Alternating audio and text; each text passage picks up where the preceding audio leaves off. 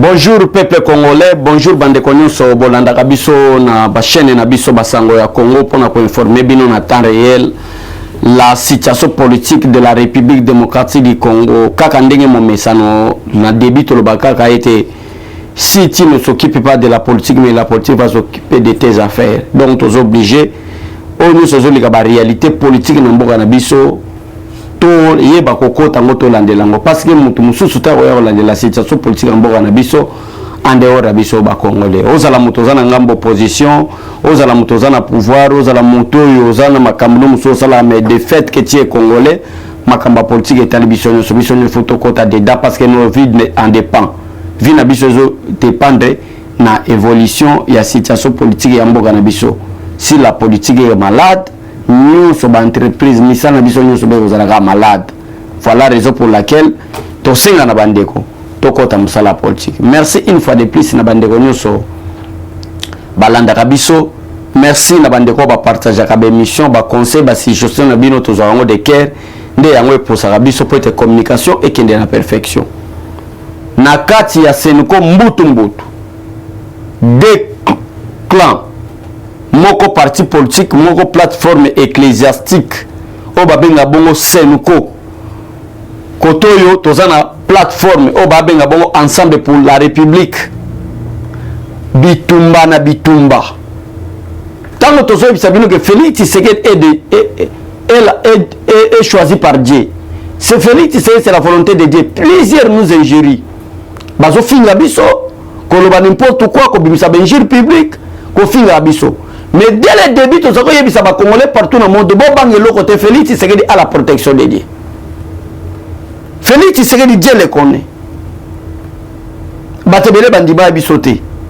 Batebele bakaïsa qui peut-être tozo kosa. Batebele bakaïsa qui peut-être la badialiste oyo. Batebele bakaïsa qui peut-être ba sentimentaliste. Mais le loyo, tout le monde, azobeta maboko lui et réellement, batbaso combat de ten n'engini président Félix Tshisekedi à une majorité. Parce que combat de tendeni ba député sans corruption au Kabila mesana bango ko corrompre bango sans corruption ba sali déclaration lelo par exemple na mode de Moïse Katumbi ils ont respecté lelo par exemple ba député nyonso ya ensemble pour la République parce que Moïse Katumbi en soi n'a aucun député mais à somba ba parti politique na mbongo ba parti politique ba lobi trop c'est trop avec ces gars to okende wapi na ye dictature boye boko soka comme président de la République tokosuka wapi ba boyi koyokela ye na minute na koyebisa peuple congolais balanda biso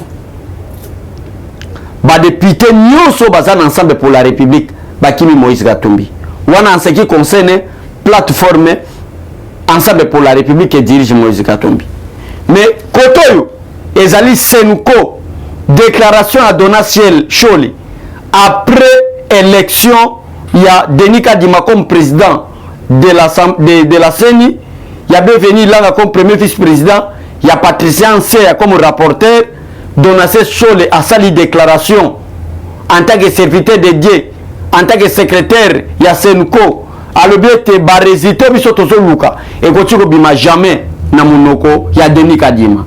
Et puis si polémique, Nakati, il y a Senko, quelques évêques, quelques abbés et quelques archevêques, parce que comme ça la déclaration, peut te donner ces choses à Longwa, na Senko wana, azo Kaous église catholique, azo Kimi Sabandimi, il n'est plus au milieu du village. Maintenant on connaît bien, le dénominateur commun bazo soutenir, c'est l'Union européenne.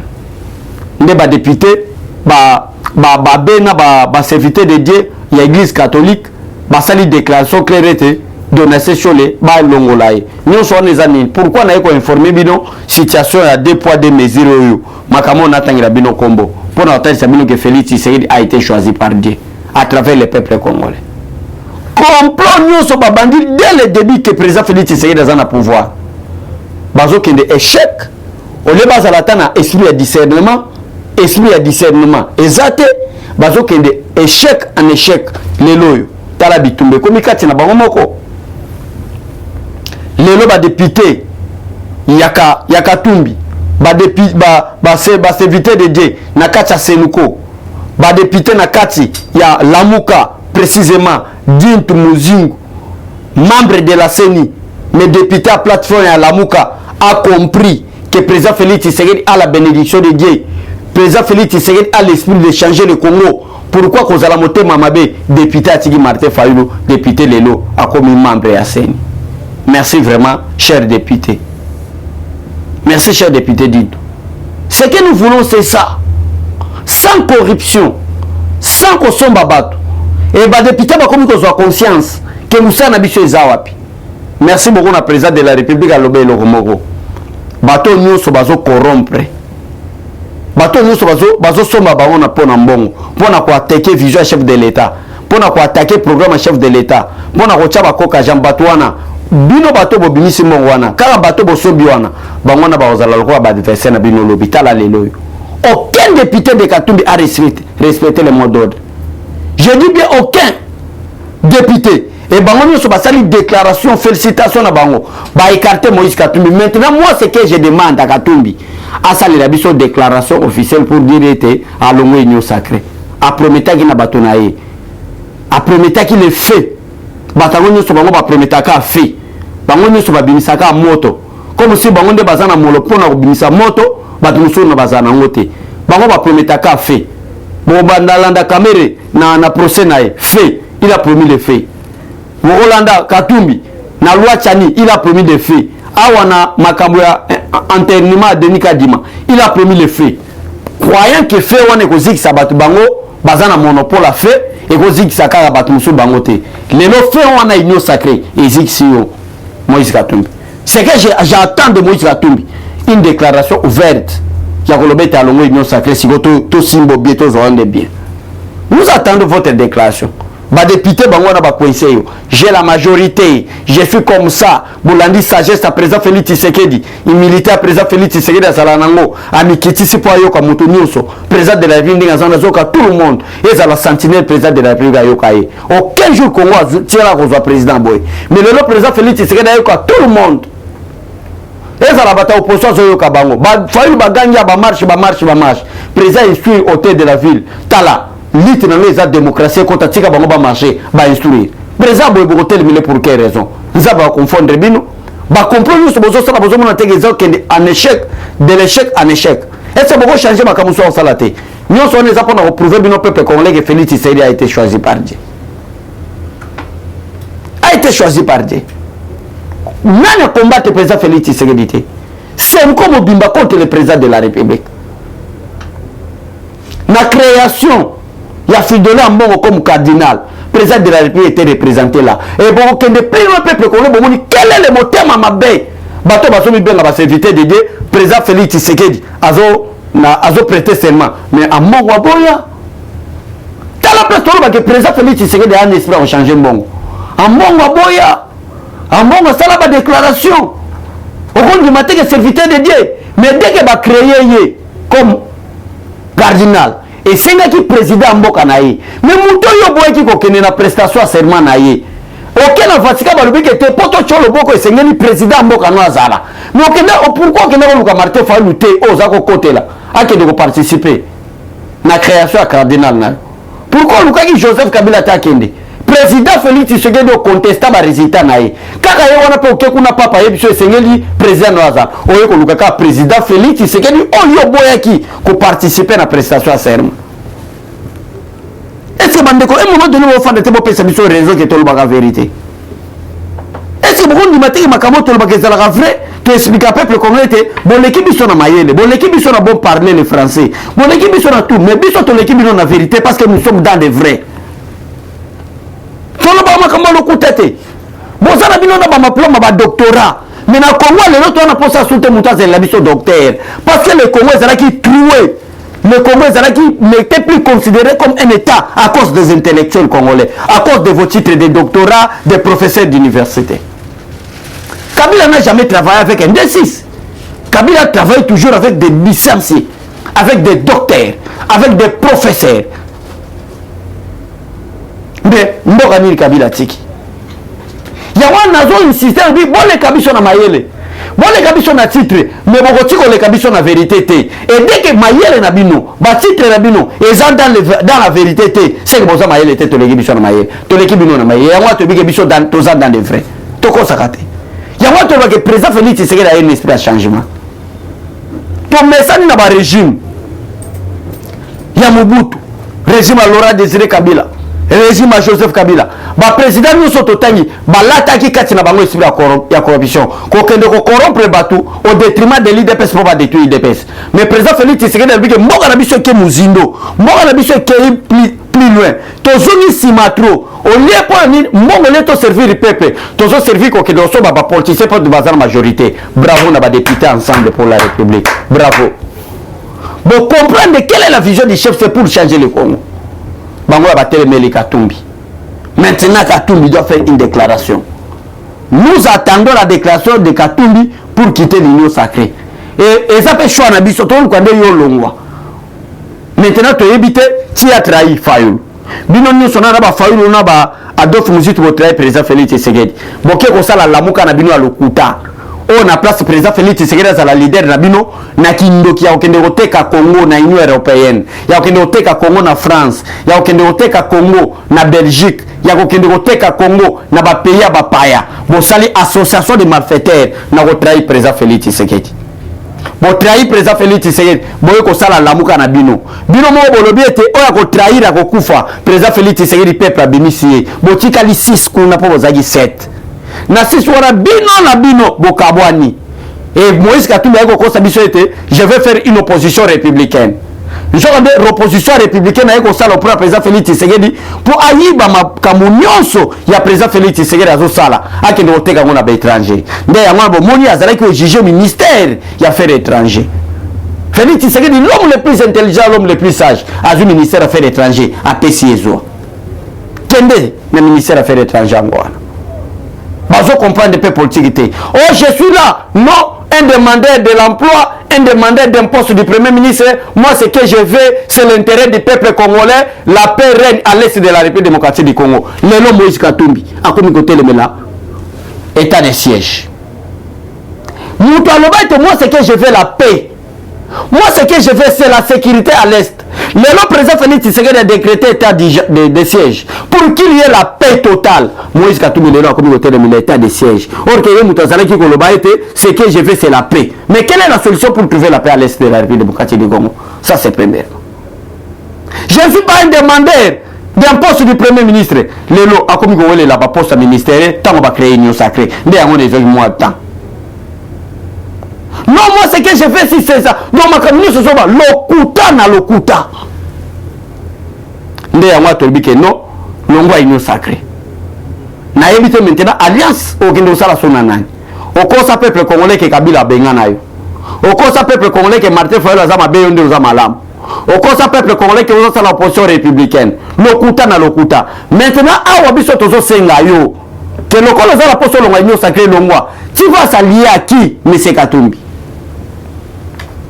Ndé ya wana lobi peuple congolais toloba makamba ya vrai tolinga mboka na biso lelo ba député ya Katumbi ba comprendre ba rejeter ba sali déclaration ba so soutenir président Félix Tshisekedi sans corruption sans koyiba bango parce que mongo ko corrompre député il faut saler lango intérêt national intérêt général pour l'intérêt peuple congolais et d'autre part ba so senga départ ya donation sur les évêques de l'église catholique. Parce que l'église catholique n'est plus crédible à travers Donassé Cholé. L'église catholique, ils ont prouvé dans la jeunesse que Baza Bataloukuta ne sont plus des serviteurs de Dieu, mais ce sont des politiciens derrière la Mouka, derrière l'Union européenne. Peuple congolais comprend des bangos, Bazo c'est un départ à Donassé Cholé. Nous sommes Makambo, nous sommes na epona tese, mais nous commençons depuis le début, tout ça, que Félix Tshisekedi a le choix. Et le choix de l'éternel. Félix Tshisekedi est le choix du Dieu Tout-Puissant. Nous sommes ma président Félix Tshisekedi des Amba au combattre. Voilà la raison pour laquelle Natongo Alelo, Toyaki Kokutana de Koransi, To Solo là, To expliquer peuple congolais. Comment est-ce que Bato Oyo, Boy qui président Félix Tshisekedi lobby, Lelo Bakangami Bango na piège na Bango. Lelo na bête la peuple congolais solo boko. Chef de l'État Ayambi Bisso, ça je vous dis vrai. Ayambi Bisso. Tu es président tala biso boye yoka la mal nalo me bino sagesse boye tala to sange l'hôtel il faut sala biso boye préserver non muto ko ya ko soutenir ngai faut ya pour l'intérêt général muto zo ko soutenir nga pour na pesa mbongo tete poso ina pesa mbongo muke okuta na muto o ko pesa ebelo ko kimanga ça c'est la parole du président de la République ta la volonté président sana ndenge to ça la communication boy ndenge to solo la makambo bebo ko zwa na effort personnel ko zwa vision chef de l'état ko tabuisa ngo na monde entier ko talisa na peuple congolais banani baza contre vision chef de l'état ko talisa na peuple congolais banani balingi balkanisation ya République démocratique du Congo ko talisa na peuple congolais banani bazo teka mboka na libanda soki ezalaki ba président miyibi ba détourneur ba aventurier mais le biso lelo bazo somba biso na mbongo bazo encadrer biso mais président Félix Tshisekedi lui moi je fais ma lutte vous aussi vous faites vos luttes là lutte na bino bosala parce que lutte wana efuta bino kaka mais makambo ko somba muto na mbongo ngana ko tiko sala ngote ça je vous dis vrai président Félix Tshisekedi ko tiko somba muto na mbongo te muto na muto conscience na ye muto na muto amema apport na ye muto na muto aya na ba responsabilité na ye aluka yeba qu'est-ce que l'état congolais na ko sala pour l'état congolais je peux faire pour la nation je peux faire pour la république et non qu'est-ce que la république peut faire pour moi si nous to comme luka comment est-ce que la république peut faire pour moi nous sommes plus de 82 millions avec un budget de 2 milliards Kabila Tikaki ba congolais ba bénéficier ni voilà l'homme qui a la volonté de changer les choses voilà l'homme que nous devons soutenir. Oh, le peuple c'est là bimana ma balabala beta ma boka lobi Fati Oumela.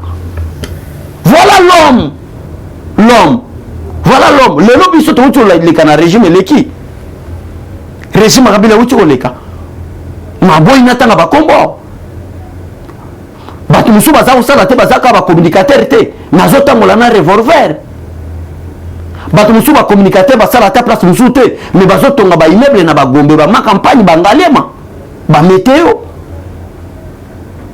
Mais il ne faisait rien. Or que fruit ya kotonga za fruit ya musala salaire zo sala. Mais président Félix Tshisekedi bino to recadrer mbongo na biso. Ezala isika moko. To yeba comment est-ce que to répondre na l'intérêt général ya peuple congolais. Voilà l'homme, voilà la raison pour laquelle nous soutenons président Félix Tshisekedi. Au revoir Moïse Katumbi. Au revoir Dona Sechole. Mikolo Koya, bozomo na déclaration avec Neri Babenga na Dona Sechole na Seniko. Et déjà, les députés à Katumbi va respecter le mot d'ordre et nous attendons le départ à Moïse Katumbi. Merci à Bandeko Nusu Bazaro Landabiso. Merci à Ndeko Ransi. Merci à Boss Nabiso en direct à Londres. Merci à staff technique Mobimba Yabasangwa Congo. Les autres Zagika n'a pas vingtaine de minutes pour te expliquer la réalité de Kinamboka. Malgré Babitumba Bango Basali na kati Assemblée nationale. Malgré ba menace Bango Basali, le col a découlé na meba député, mais Basali souka la déclaration de Nigadima Eteli. Partout dans le monde, Denis Gadibé félicité. Même le secrétariat d'État américain a félicité. Mais là, on a ce qui a fallu la zone de Seni. Mais après, moi, je suis travaillé. Denis Gadibé Bimi déjà président Yasseni. Ma wa plein. Bozo koko opposition te. Ndeko Ransi merci na yo. Négocier la biso caméra. Merci na bande nous sommes partager mission. Mais nous attendons le départ de Katumbi. Nous attendons le départ de Donassé Cholé. Nous attendons cela. Bolongwa union sacré bon beta gitalo ke boza majorité le Félix Tshisekedi sa corruption aza déjà na plus de 282 députés au baso soutenir au revoir Katumbi au revoir Dona Sechole botigala malam et à la prochaine merci à tout le monde. Eshima, votre magazine qui bat au rythme de l'actualité. Retrouvez la nouvelle édition. Exclusivité, Sakombi Molendo, le pionnier de la bancarisation. Le ministre des Affaires foncières a signé le 3 juin 2021 avec son collègue des Finances l'arrêté interministériel portant bancarisation des opérations foncières et immobilières supérieures ou égales à $10 000 américains. Une première en RDC concrétisée par celui qui fait figure de porte-étendard de la numérisation et de la sécurisation des titres fonciers. Aimé Sakombi Molendo est de plein pied dans la matérialisation de sa politique qui suit la vision du chef de l'État, Félix Antoine Tshisekedi, celle de faire du numérique un levier d'intégration, de croissance économique et de progrès social. Nation, gouvernement des warriors, bilan de gestion des 100 premiers jours du gouvernement Samalou Condé. SONAS, le DG Lucien Boniemé Ekofo présente un bilan largement positif pour les grandes réalisations du premier semestre 2021. À lire également l'interview de Seth Kikouni portée sur les questions d'actualité. À la découverte de Tissia Mukuna, la DG de la marque La Quinoise, café planté et transformé à Kinshasa. Interview exclusive de Richard Ilunga, DG de l'ONIP, qui confirme l'identification de la population congolaise avant les élections 2023. Un an de patrouille financière, les audits de l'IGF mettent à l'écart les mandataires impliqués dans la mauvaise gestion des deniers publics grâce à Jules Alinguete, inspecteur général des finances, chef de service. Une analyse sur les coups d'État en Afrique et leurs conséquences. Retrouvez l'intégralité du magazine Eshima dans les kiosques. Eshima Magazine, un nouveau standard d'information.